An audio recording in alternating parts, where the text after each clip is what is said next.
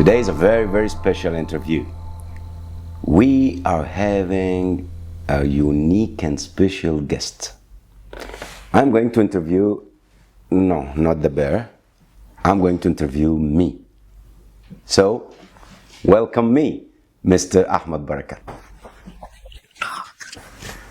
Hi, how are you? I'm terribly good. How's things going? Things are going wow. Well, let's start. Yes. The idea of this video is to actually get to know who you are, who really you are. That's a difficult question. Okay, fine. Let's go straight to the questions. Please. How long have you been acting and doing stage show? Oh, long time. I started acting on 1994. I was 13 years old by the time, and it was my mom, rest in peace. She's the one who encouraged me to do the acting, and in fact, I was more into writing. I was writing poems and stories and stuff like that, and then she was pushing me to do something more physical because I failed in all the sports I played when I was a teenager, and my mama was like, maybe acting will move these muscles a little bit, you see.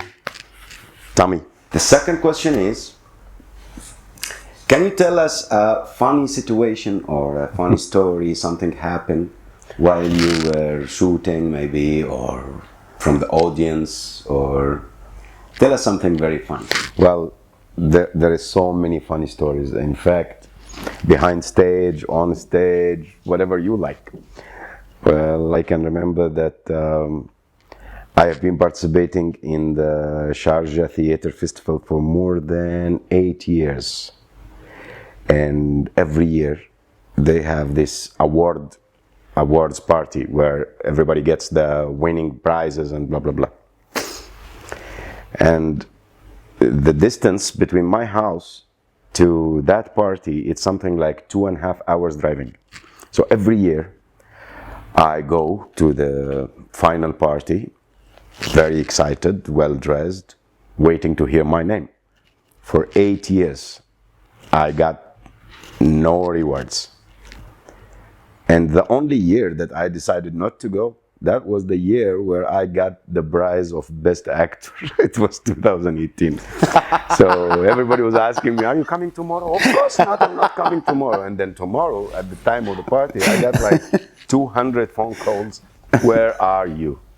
And it was totally unexpected. That was the funniest situation.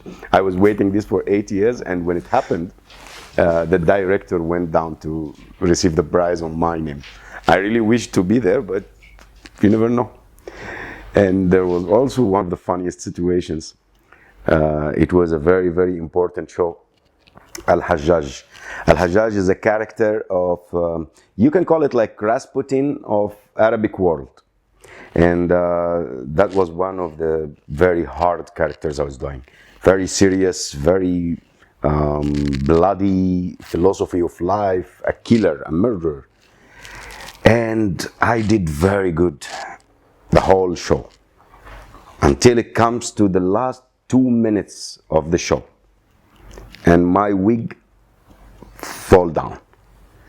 So everybody on the stage was making fun of me. And the cameraman did a very close to that scene. Like, if you didn't notice, his wig went down. I felt very awkward. It was a very embarrassing situation, and I wish this will never happen to any other actor. We will delete this in montage. Okay, the third question, it says, what do you advise to the beginners who wants to do storytelling? I advise them? Yeah, according to your experience. Well, my experience is not that much in storytelling. I have been doing storytelling for almost 14 years now. But I can share a little bit tips for artists or actors who want to do storyteller. The storyteller is very interesting art. depends basically on improvisation, connection with the audience.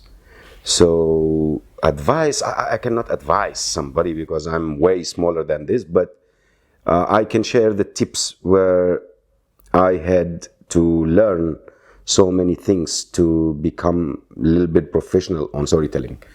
Number one, and the most important thing, is to understand your audience. If you don't understand your audience, what interests them, what attracts them, what they want to listen as a summary of the story, and in which way, then you will not be a very successful storyteller.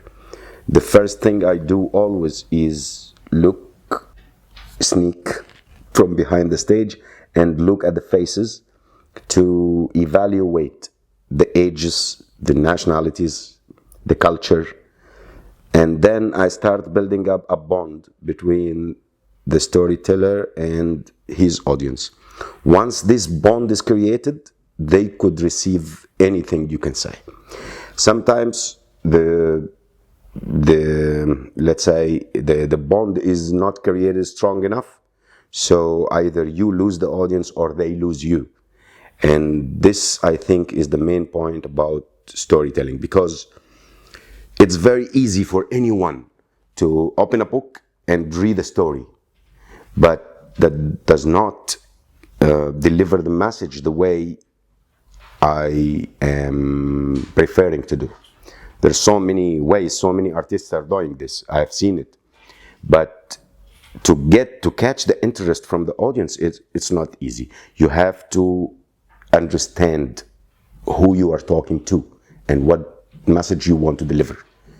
If not, then I will not say it's bad or good, but I will say it's not successful. So understand your audience very well. That's tip number one. Tip number two, you need to study the culture. I have been performing storytelling in more than 6 different countries, and each country have a different culture. So there are topics where you cannot talk about in some countries because it's nothing to do with their culture. Let's say, for example, if I go to the US and I start telling stories about one old Arabic hero, nobody knows who I'm talking about. But I need to understand the culture of US and tell them stories out of their culture to deliver whatever the message you want to do. And especially for the ages between 7 to 12. Those are very, very intelligent minds where you need to be very careful of what you are saying, what you are delivering to them. I have a question that you might actually not answer that, because the way I know you don't like answering these questions, but let me shoot it anyway. What do you do to prepare yourself for the coming story? Aha. Okay. You want me to answer that? As a storyteller, how do you prepare yourself for storytelling? Well, I'm going to answer this question just to show you that you are wrong. You don't know who am I. Well, preparing myself starts with the story. We have to do the homework before we go to the event. So many times I actually prepare in advance and write the story specially for the event where I'm going, and very few times where I have to repeat the same story that I used before. So when I'm repeating the story, I don't need to prepare a lot of homework or something before, but when I'm creating a new story, that is a little bit of hard work. I have to think about the place, the people, the timing. I have to think about the duration. We got almost 20 to 25 minutes maximum of the show. So that's preparation 1 day before or 2 days before the show. On the day of the show, preparation is a little different. You know my stuff, but I'm going to say it in public. Yes, I do I go to my shows almost 2 hours before, whenever I can. And I sit down there, I do my meditation, I relax for something like 15 minutes. Relaxation is very important before starting the show. And then in the breaks in between the shows, I had to actually judge myself. Did I do good? Did I miss something? And that's why in every set, the second set is always better than the first set. The third set is always better than the second set. Normally, it all depends on the audience, if they are interactive or not. Sometimes we go to do storytelling to special needs, which takes more of preparation and more of harder work than normal. But again, back to back, understand the audience. When we understand the audience, we are doing a great job.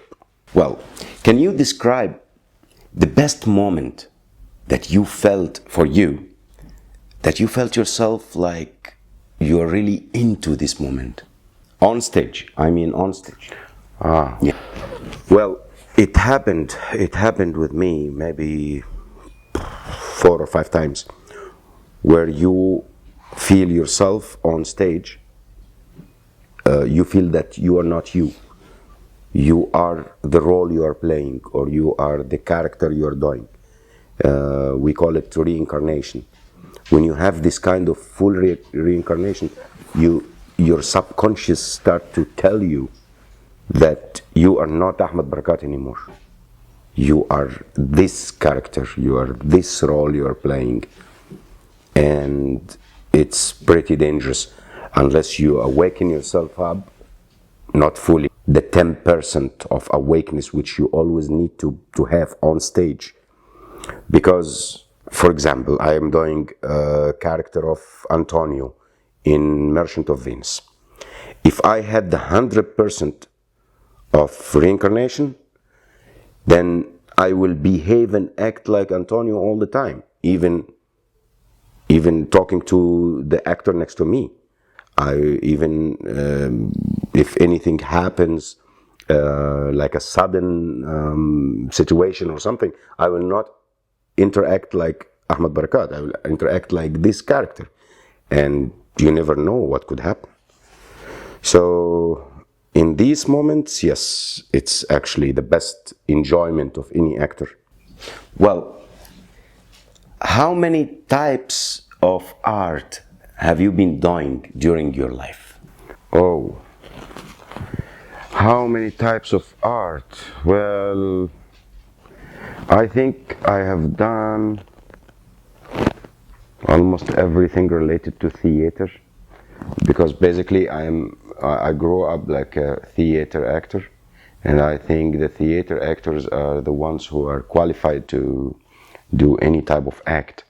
But also, in addition to acting, I did theater, I did the TV shows, I did TV commercials, I've done the dubbing, voiceover, I did puppeting, I did mime shows, I did also MC, I did poetry readings, I did graduation parties introducing ballet shows and stuff. I think I even did an Indian movie voiceover for the Bollywood.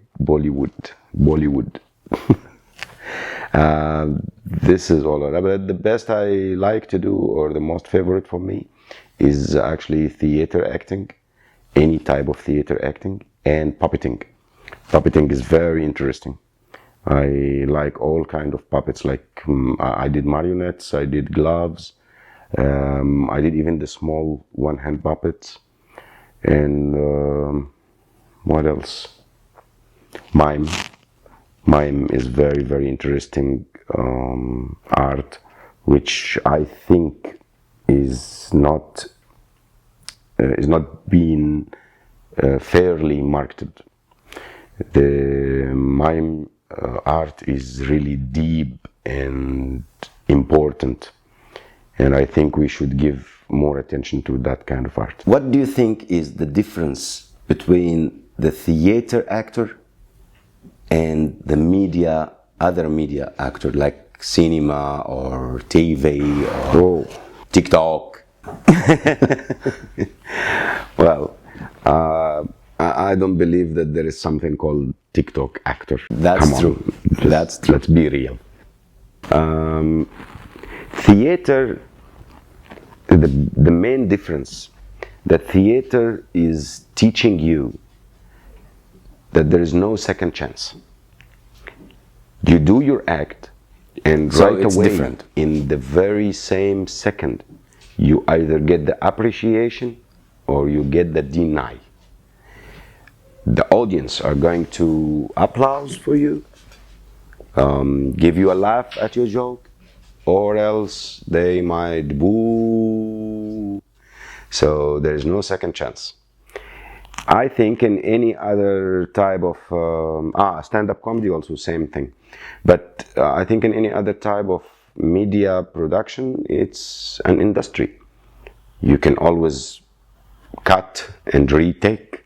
You can reshoot, and if you are sick, you can even delay this order for one other day, one other week, no problem. But on stage, no matter what happens, the show has to go on.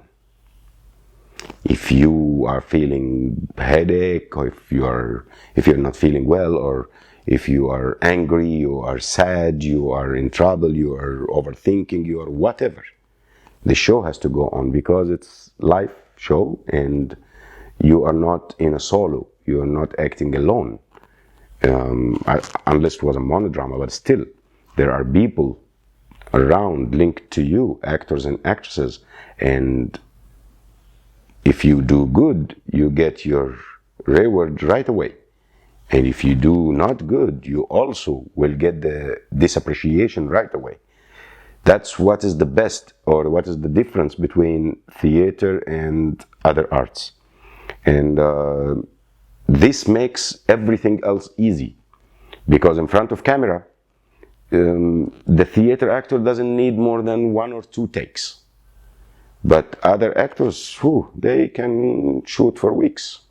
Same scene. Until they reach to that moment where the director wants. In theater, no. There's no second chance. One time. Well, it says here that you started your acting classes, like teaching acting for others, but then you stopped right away. You didn't spend a lot of time doing this. What happened? How did you know that? Well, yes, I started to teach, and it was going actually pretty well, but the project did not continue because of some timing issues, some misorganizing, and it was because of me. I didn't have a good time organizing to keep this going, but and that was, I think, something like 4 or 5 years ago. I guess if I gave it more attention, it could be something today. But I'm very open to retry again. Why not? Find me somebody who wants to learn how to act. I will be very interesting to do. I have a lot of free time right now. What was the main difference between acting and teaching acting? Because some people think that any actor can teach acting. What do you think about that? No, not every actor can teach acting. No. Some actors are, how do you call it? Selfish. They don't want anybody to be better than them. They don't want anybody to know what they know. Because when you are a professional actor, you actually see things differently. You have, I think it's not only when you are an actor, when you are any type of artist, when you are doing art, you are artistic or talented, you see everything from a different perspective, from an artistic perspective. So not everyone wants to share this gift with others. Not everyone wants to see some other artist better than him. It's only few people, and actually very few of those few who are having the talent of teaching, because maybe I know very well how to act, but I cannot explain it to you. I cannot teach you, train you. I cannot. Not because I don't want, but because I don't have the teaching talent. We need to know one more funny situation that happened to you, maybe to you or by you on stage. There is one awkward situation. Awkward. Awkward is good. Awkward is funny. Yeah, Well, go ahead. In this day, it was an open area. Like the stage is just next to the lake, and the open, like you can see the sky on top of you. We are all holding the neck mics on our ears, and I was doing, I think, Mad Hatter, maybe. Yeah, it was Mad Hatter, I guess. My face is full of makeup, and it started to rain. And I was acting, sweating, and the rain comes to my face, so I was totally looking like a monster. Of course, the kids were making fun of me one more time. I can imagine. But I was actually laughing deeply from inside because I know how funny it looks. And I couldn't do anything about it. I couldn't stop the rain. I couldn't stop the show.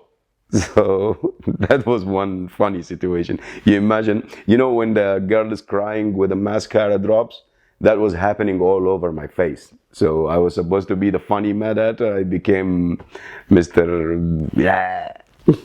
Very good. At the end of this interview, I would like to thank you so much, Mr. Barakat, and thanks to all our audience over there behind the camera. We wish to see you very, very soon. If you like this, we will do part 2. See you.